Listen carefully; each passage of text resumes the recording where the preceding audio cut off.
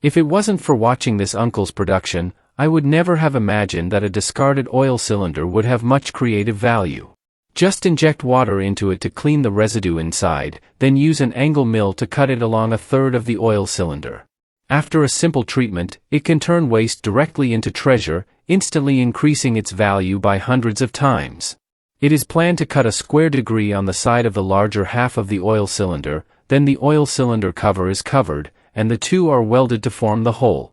After completion, a circular incision is planned on the top of the side of the oil cylinder based on a circular pipe at a right angle, so that the pipe can be welded. In this way, half of the oil drum is processed, while the other half of the smaller oil drum is cut into a circle of serrated shapes for one end of the B, which can be completely screwed upside down on the other half of the oil drum after bending inward. The side of this half of the oil drum also needs to be cut with a square notch of about the same size. The difference is that when cutting half, two movable lotus leaves are installed on it, and a lock is installed on the other side, so that when all the cutting is finished, the opening and closing of the door is formed.